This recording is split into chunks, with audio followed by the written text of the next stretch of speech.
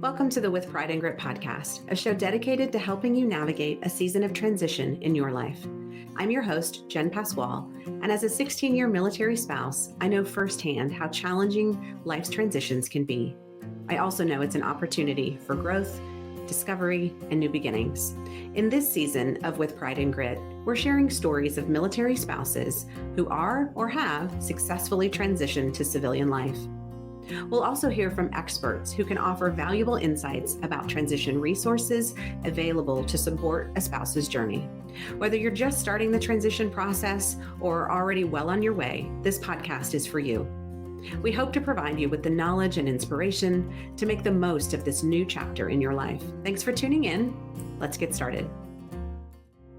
Welcome back to With Pride and Grit. In today's episode, Selena and I are talking a little bit about some of the unexpected things that can happen during a transition, whether it be an unexpected deployment or unexpectedly being able to stay in an area that feels incredibly familiar and in a way that sort of softens that blow for transition. So stick around and learn a little bit about her story and find yourself in it as well.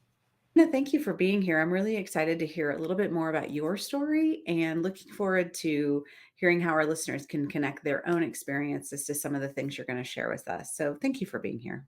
Yes, of course. I always love talking a story with you from Hawaii, and that's how we like to call these chats. So I'm excited. I'm excited to be part of this conversation. So if you would start at the little bit at the beginning, but just give folks a broad stroke on your military life and where you guys are in this transition process, and then we'll talk about what that experience has been like for you. Yeah, I almost feel like I don't have the traditional military life story, but maybe it's not as traditional anymore. But my husband joined the Army 24 years ago out of high school. And 16 years later, we met when he was stationed in Hawaii. And we had both been divorced. I was a single mom. And marrying into the military was absolutely the very last on the list. I don't even know if it made it on the list, but as every military love story goes, you fall in love with who you fall in love with. And, we had a couple years left in him to give me a little bit taste of the military spouse lifestyle. And so we left Hawaii, went to beautiful Fort Polk, Louisiana, and started life there. And that was my dip in the pool. And then we PCSed over to Fort Hood, where kind of our transition story starts. So that's in a nutshell. I like to jokingly call me the old new mil spouse, or the new old mil spouse, whatever way you want to say it. Yes. But I think you're right. I know a lot of folks that are in that season. And so while transition may not be this experience where you've lived the whole thing, you're still doing it alongside your service member, no matter whether you've been married 2 years or 22 years. It's still going through this process with them, helping them and being a support to them, and then figuring out what any of that might mean for you. Where are you guys in the transition spectrum right now? Yeah. Okay. My husband has finally retired. He retired as of last October, and also in true military fashion. When we decided it was time to put his packet down, he also got orders to Germany. So my husband went to Germany and spent a couple of months there doing the transition process. Him in another country, time zone difference, and me like handling life, our home here. And so, yeah, like we're past that, but I wonder what would have happened had he been home and we could have attended things together, because I would have been like, hey, where are you going? I thought I was supposed to be on that. Like, how come you didn't invite me? He's got fair game to do what he needs to do when he was in Germany. A lot of it was virtual, but that's our transition story. It was like, hey, we're going to retire. And the initial plan they had told him was they're going to put him here in this area. And when he went to go check into the new spot, because we had made another rotation cycle, so he had to switch from where he was. And they're like, oh, when he checked in, they're like, hey, just kidding, you're going to go to Germany. He's like, but I'm retiring. Yeah, it doesn't matter. So we just talk about layering a stress on a stress. Yeah. So I guess what I would love for you to do is walk me back through the beginning of that process. So when did he raise his hand and say, okay, I think this is my window. I think this is when I'm done. How was that kind of decision process for you? Yeah, honestly, it probably hit us twice. So when we were at Fort Polk, he hit 20 years. And so we had discussed what the possibilities of were. And of course, he was also deployed and he was in Korea when we had this conversation. But before he went to Korea, we knew he was going to Korea. And he said, we had the conversation about, I guess we're going to retire. And I went to a class with him, but we started a conversation and we were like, hey, what's the plan? And I don't know if just because we're older, I came in with a different mindset. I wasn't integrated into that life. So I thought, okay, one other change. I'd been divorced. I was a single mom. So I was used to all this changes in the last couple of years. We talked and we knew, okay, when he comes home from Korea, drop the packet. We have this year. And we decided, okay, we're going to move to South Carolina because that's where his family is from. Way cheaper, sadly, than moving back to Hawaii because it's just you got to be a bazillionaire. But Right. anyway, and that was the plan. So we were prepping for that. He took classes, I got to participate, then he gets deployed to Korea, and then we just a sit and wait game for him to come home for the year thing. And maybe a couple months before he comes home, he got a promotion. And he's like, what should we do? And I was like, what do you want to do? And I said, hey, I mean, you worked hard for it. If you want to leave the military with that rank, then let's do it. We knew that meant we would probably PCS to another location that we were not sure of. And that was the first time we talked about the transition. And I think we just always kept it a little simple in the sense that we knew our plan was to move back home to South Carolina, have my kid, graduate from there, and then live our life. And I hadn't started my business yet. So I really wasn't sure. We weren't sure. The second time was he obviously accepted. We came to Fort Hood, Texas, and the whole time was about preparing, to be honest. We knew this was going to be his last time that he wanted to cycle through and do time for the military. So we had a lot of casual conversations about, are we going to stay here? And when we first came to Fort Hood, our plan was still to leave, but within a year, we knew we liked the community. We loved our house that we had bought. We loved the school system that my kid was in. And there was a lot of retirees. And all of a sudden, our mindset was changing to maybe we stay here. So I maybe feel like we were a little fortunate in the sense of we had a long time to really hash that out, like what we wanted to do. But I do distinctly remember the first serious conversation was at our fire pit out in the backyard. And I was like, okay, like we're close. Are we on the same page here? Are we staying here in Texas? Is that the plan? That is our new plan. And he's, yep, okay. And I was like, okay. And we talked about sometimes they give you that 6-month retirement window. And we had said for us, we know we're not PCSing now or whatever you call that. I don't know what you call that. I'm old new mill spouse. And we knew we weren't moving. Like the only change would be that he would not get up in the morning and drive to work. You know, that would be him coming to my office. That was his new daily routine. Anyway, in a long form, that was the two transition moments where we knew it's just the first time it felt organized. It just felt like another change. And then the second time was, okay, he got the rank that he's really happy with, that he worked hard for, and he's ready. And it was just us. I think when we knew we were making that decision to stay, things felt manageable because obviously we know moving is very stressful. I imagine there's a lot of transition conversations that happen around like the fireside chat sort of situation. And just what I think is interesting about your story, and I'm sure parallels with some others, is that you think you're done and then the carrot gets dangled and then you have to reassess what done looks like and what that timeline might be. And so I appreciate you kind of sharing that because I think it's interesting for folks to remember that could be a part of their equation. And you may think you have a timeline, you may think you know exactly what you want, and then circumstances might change and you may decide to extend and be in a little longer and pursue a different milestone, if you will, before you actually exit service. I'm curious a little bit about kind of as a spouse coming in, not having maybe as much longevity and as much history, did you feel like part of the process, or did you really feel like this is his thing and I'm just over here if I need to be consulted for what do we do about X? Yeah. Okay. The first time, because we took those classes to help them transition out, I felt like a little bit more part of that first time process than I did the second time because We did not expect him to be PCS or to deploy to out of the country. Everything was so quick, and he was going to be leaving supposedly in 2 weeks. So from when they gave him the news, and then it gave us a month. But so it felt so fast for the second time. I knew we were going to be retiring, but I thought I had him present for us to really work together and work through things if he felt he wasn't sure of, or because it was new for him. I even had a good friend of mine, Heidi Barker, and her husband. They had created this. I think you may have seen this Mhm. Trello, amazing Trello, like how to transition properly. That should be something binded in a book. But I was like, okay, I told him, I'm like, we're ready. We're going to do this. It raises an interesting question because one of the things we talk a lot about in our like the Pride and Grit space is starting sort of transition conversations early, starting transition activities early, that there's never too early because you just never know how it's going to lay out. But I think what's interesting about what you're saying is unknowingly, it's almost like you had a dry run at the whole process. And so you had a chance to take the classes before you really needed them.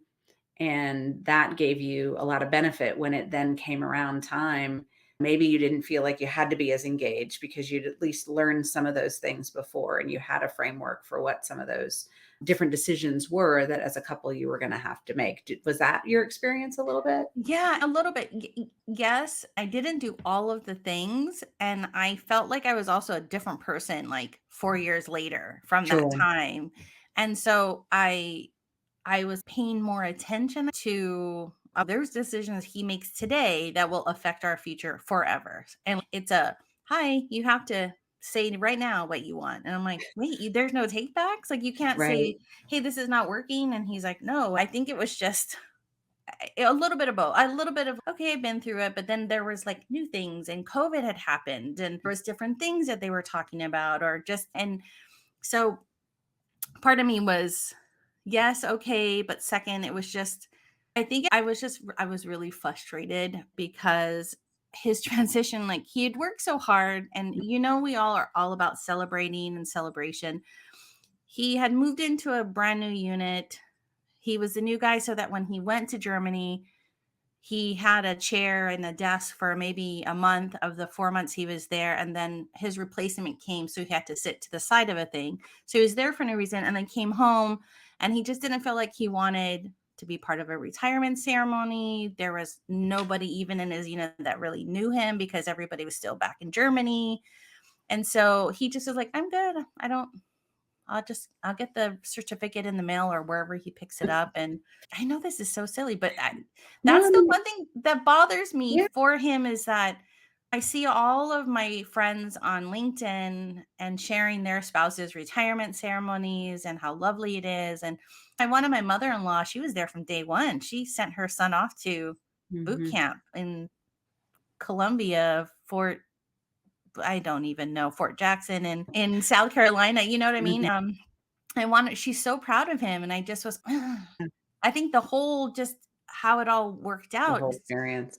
Yeah, I know that's not what it's about, but you No, know, but I do think that what's interesting about that is part of this element of not just the service members' experience and history and sacrifice, if you will, but it's this larger impact and sacrifice that's happened over the course of a 20 some year yeah, career, whether it's of the spouse at any length of time that you've been there, or like your daughter for any length of time, the mother-in-law. Everybody has their story for what that service has meant to their own life and the pride that they have. And it makes sense that they'd want to see that celebrated and they'd want to see that elevated. But I do hear a good number of folks that I've known, and some of it, you're right, I think was COVID driven, but even beyond COVID, or was like, nope, I'm good. I'm just going to quietly exit out the back yeah, door. And it is like in some ways, I think feel like it's akin to your child going through college and then just like yes, choosing not to go to graduation, or choosing not to be celebrated for their achievement and for what they've worked for. yeah, And so I completely understand like how that would feel from your perspective of just right, wanting to celebrate his service and his sacrifice and his yeah, experience. It is an yeah, interesting nuance that every family is going to be a little different. Every transition is going to look right. a little different Yeah. I for what just people wanted him choose. to know he's seen. Hey, like 24, and you did this last little bit in Germany. Do you know what I mean? You came home, and then Pedal to the metal. I imagine for you all, as I think about some of the big challenges for families, the benefit, if you will, of the where you guys were is there was no decision about where, there was no decision about the next schools, or there was just some things that the next house, there were some big decisions that can really weight the transition experience that you didn't have to go through. Yeah. And then you had this added weight of, but I have to do it essentially solo. I have to do it almost geo-bachelored in a sense, not by choice, but Right. driven by needs of. And it feels like as I talk to more and more folks about transition, there seems to be these parallels where everybody has part of their story where some elements were easier than their peers, Yeah. and then other elements were just harder than their peers and harder in ways they didn't see coming, kind of like what you're saying. Yeah. I think like I'm feeling like the lesson and the theme in this is that there's going to be a little of both. There's going to be elements that are both, and you just have to make space for both to be true. Yeah. And hopefully for you, it's all hard, or it's all, if it's all easy, that's great. Like, Yeah. more power to you. But No. I've yet to meet that person. Yeah. Let me know. I'd like to be their friend because as you Absolutely. say that, I just think in my head, my spouse and I did not have to deal with selling our house here, buying a new house in the new location. We didn't have to deal with finding new schools and making sure those schools fit into making sure our kid feels welcome. Mhm. And as another move, I didn't have to face with moving all our things and driving 16 hours from Yeah. and doing all of that at the same time. You're right. Like I said, if you find that person that thrives in that kind of stress, I would like to be their friend because I'm curious too, thinking about things that alleviate stress, how much of an impact do you feel like you've talked about your career a little bit and starting the career that you have now into your time together, but how much did where you are professionally play a role in your ability to make some of those choices? I built a business and it does well that we didn't have to think about him searching for another career outside of the military to compensate for the change in our Mhm. finances. And so I think it allowed us to really breathe during that process. And if we wanted to, because I work remotely, we could go anywhere. Versus where I've had friends in this area, they've had to move to San Antonio or they've had to move to Austin. They've moved an hour and some change away from the very immediate support that they have. And we didn't have to do that. Mhm. We could easily make a decision that we wanted to do and not something we were forced into because it was the next step, if that Sure. makes sense. And my husband's happy about it. It's part of the business as we grow here. But I think, yeah, really I don't know. I think just all the stars, we were so blessed that the transition happened in the way that it did. But I will say there was a lot of talking, nighttime on our pillows, talking, Mm. viewing. I'm not saying, oh, yeah, it's all flowers. And like my husband's like waving as he sips his coffee. And I'm like, I love you. It was not that all the time. But I don't know. There was just a lot. I mean, that my bestie lives here in this area and they had decided to stay. And that just added another checklist of saying, why not? Why do we want to move from a place that we really enjoy, Mhm. from people we know are going to be here actually? And why pull our kid out in her junior year of high school Yeah. for just a maybe thought plan? Yeah, I don't know. But I think it speaks to just being open to the unexpected in the Mm, transition process, yeah, because you may have a plan. Your plan was South Carolina. Your plan was right. several years prior, and Yeah, we all have plans. yeah, But I think in transition in particular, I think sometimes being open to those surprises and not shutting those down just, out of hand, but actually being able to look at, okay, what do we really need? What are the things that are really important? I would love to know what for you has been the biggest sort of surprise from both perspectives. What's been surprisingly easier about this whole process for transition as a couple, as an individual, and then what's kind of been surprisingly harder than expected for you? So I'll start with what was surprisingly harder for me. And then this is the weirdest thing is when people ask you, are you active duty? And you say no. And then it's, oh, you don't count a vibe. And Oh, that's happened yeah. in a couple different areas. And my husband and I were just filling out something like last week on a website. And I was like, I don't even know they don't even have retirees. So do we not apply? Mm, Like, it's that uncertainty of knowing where we stand within the military community when we are identifying ourselves. Like, I, so that, yeah. I know that's weird, but that's been like the most ickiest for me. It's Mhm. like a sense of, oh, okay, I don't know where I fit in. Do I fit in here? No, there's So some loss in that. I think yeah, there is a sense of loss in all of that, loss of community, loss of kind of that identity that's right. connected to active service. It may sound small to you, but I think it's probably pretty common and hard Yeah. Yeah. sometimes. And no, absolutely. And I never went on posts all the time because we live off posts. Do you know what I mean? It was just Mhm. all of a sudden, when answering these questions and then coming back with, it was so odd to me. And I was just like, wait, we're retirees. We're still special in the sense. But I think to your point, for everyone, it can be a little bit different, and it's not necessarily always gonna be tied to what your connection was, like how Yeah. much you were involved in your community things. Right. That isn't necessarily the driver. I think everyone's kinda got their own driver for does it sit well with them? Is it hard to Yeah. hear, easy to hear? Does it matter? That's one of those things where you can think you're gonna feel one way about it, and then not until you get into it do you realize,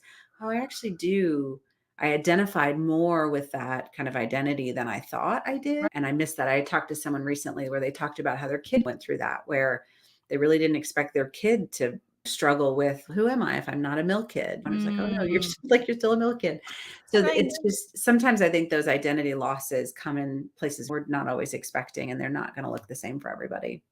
Absolutely. And I think, yeah. And again, it's just, we've not even been a half year out, right? And just all these, and yeah, 100%. And I think it's just, oh, do I belong here? Am I Mhm. taking up space from someone else? When Mm, yesterday I could be here, but today I can't be here. And I know some of that is in my own head, but it's just, there's not a clear, when you look on all the websites, it doesn't really truly establish, hey, yes, you are counted, you know what I mean, as mhm. use our website, use our resources. And I don't know, yeah, No. that's been my least favorite. The thing that surprised me the most, which played into us staying here, was the friendships around here that are actually still staying in this space. And Mhm. it's almost like, and that only happened in the last year and a half of our realization. But in the beginning, I thought, oh, every friend I'll make, they're going to just be PCSing. I'm going to just keep going through this cycle because I'm going to be living in a military town if we had stayed here. And then within the last year, it just seemed so many friends that I'm meeting, um, our families have just gathered. We just celebrated a Freester it's a friendship and Easter combo, but we had celebrated, it was our third one. And I know this is something like, we're all Mhm. separated from where our core families are from, but together it was just like, it just felt so nice. And I think that's what I did not expect to find here, is a Mm, consistent group of friendships that none of us are leaving. We're all in this right. last phases of their military careers.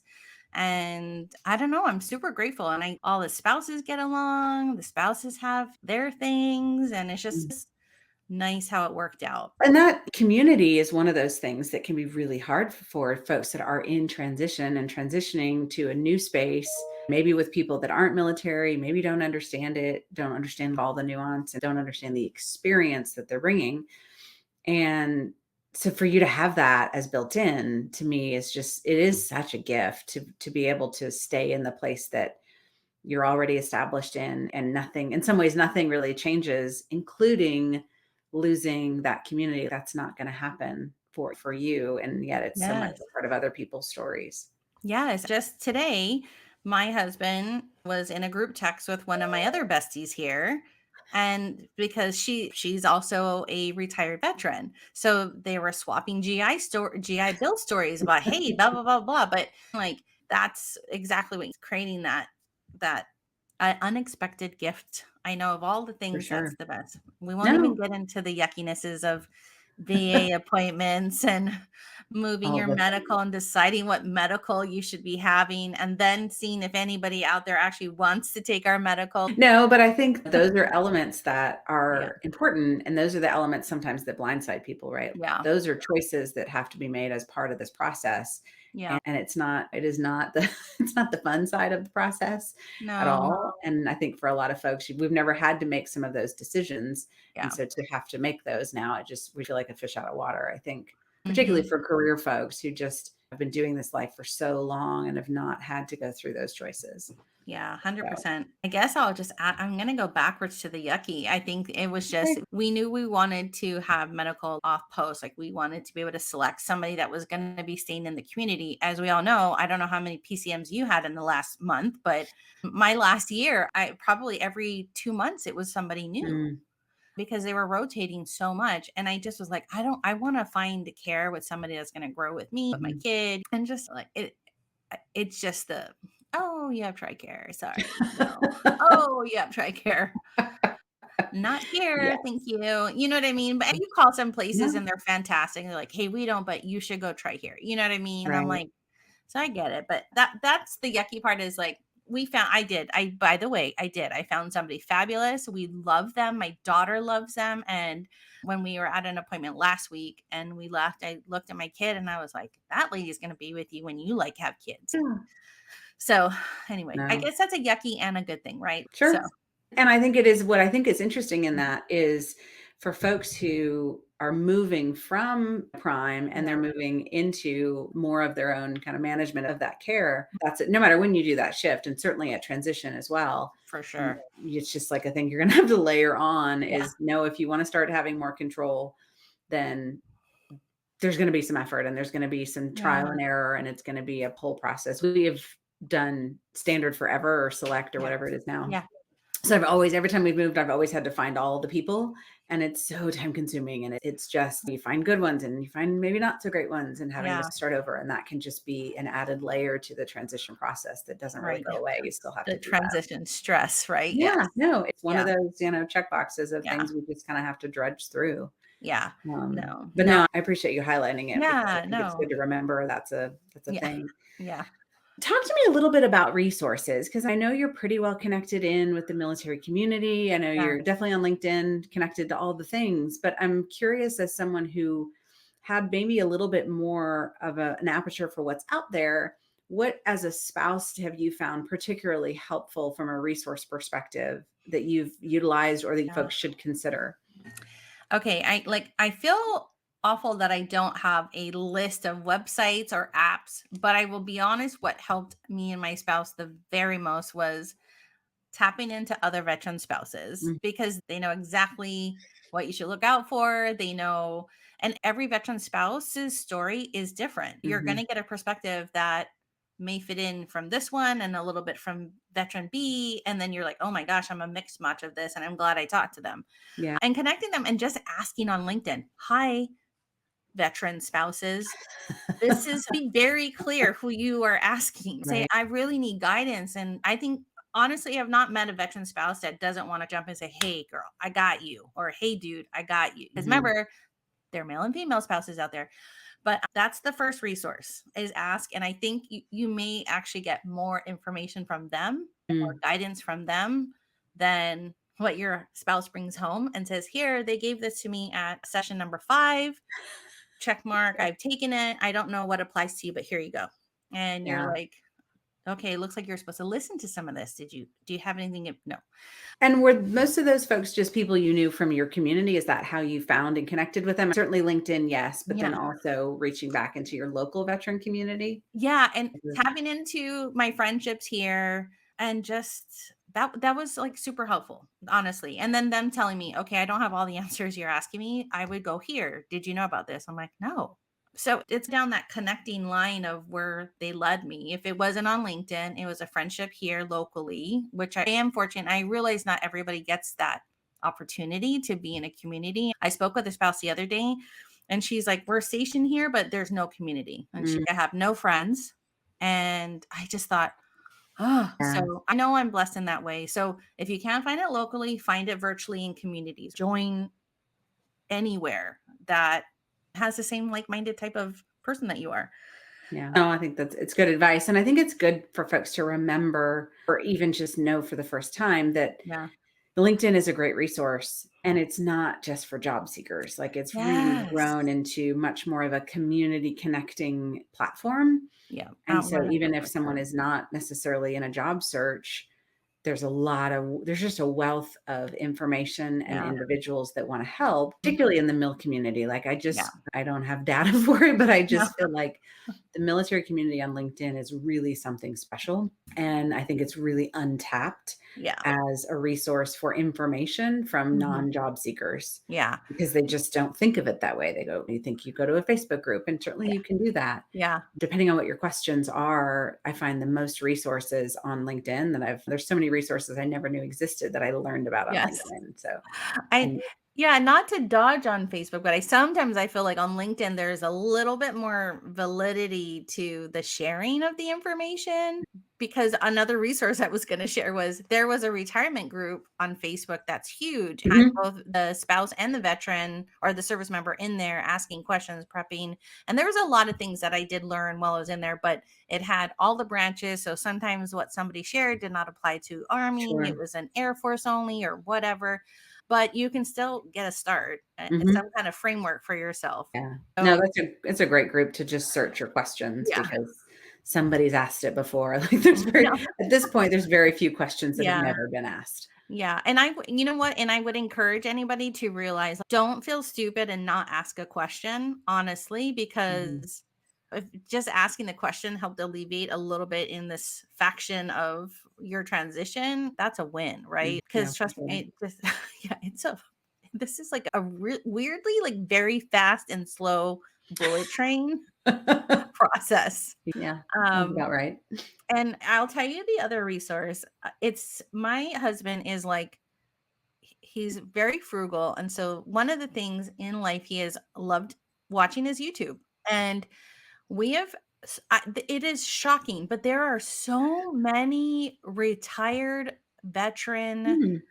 YouTubes out there that help them with every process. They're talking about, hey, how you need to prepare yourself for your VA disability rating, how you should be picking your medical. There was a lot of, if you don't have a spouse, go to YouTube and find and see if they have a lot of likes on there. But there was a lot of information. We were like, in the YouTube overload. I was surprised. I'm not going to Yeah. lie, but It is surprising. I did not know that. I yeah, guess I'm not surprised, but yeah, I just didn't never really thought about it. It just yeah. didn't occur to me. And I feel bad that I don't remember his name, but there was one guy that he had a video for every portion, and the video was so good, it was informative. I learned things that I was like, oh, we should ask this question, like I didn't even know. And my husband's like, his stuff is good. Mm. So I know that's surprising. It doesn't just have like how to paint your house and cat videos. We really actually found some great stuff. And if I find it, I will send it to you so you I can was just just gonna say, yeah, send it to us yeah, and we'll add yeah, it to the show yeah, notes, because it yeah. sounds like something everybody could benefit from. Those are So, my only resources.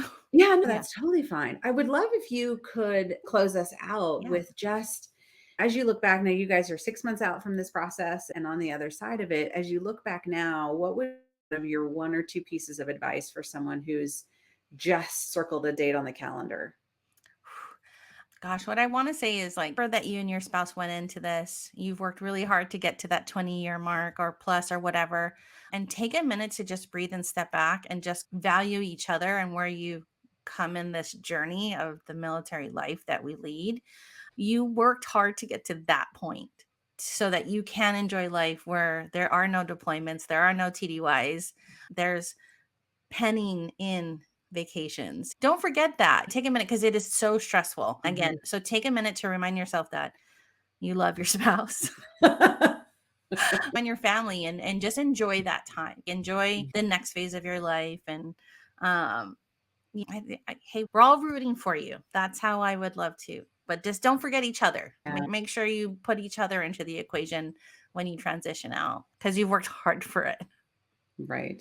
Yeah. Well, and I think just being able to recognize that it's hard, but it will pass to the other side. It will look Yeah. how it looks, right? You will weather this too. Yes. Sometimes I think it's good to just be reminded that we're really experts at transitioning in a lot of different Mhm. ways. This just happens to be kind of like a big one from, but every Right. time we move is a transition, and we've figured out how to do that. And Sometimes it's easier, sometimes it's harder. Just Yeah. like this might be for one person, it's easier to transition from service. And for someone else, it may be a really difficult process. Yeah. But finding other people that get it the way you get it is, I think, a great piece of advice that you've already offered. Oh, thanks, Jen.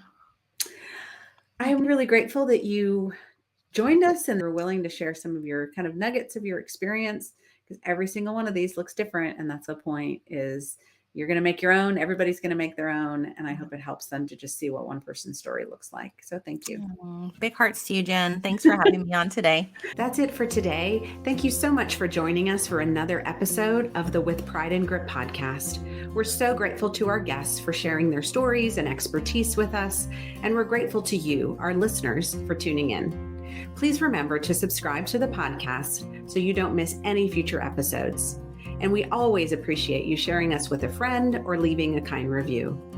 If you have any questions or suggestions for future episodes, please don't hesitate to reach out to us.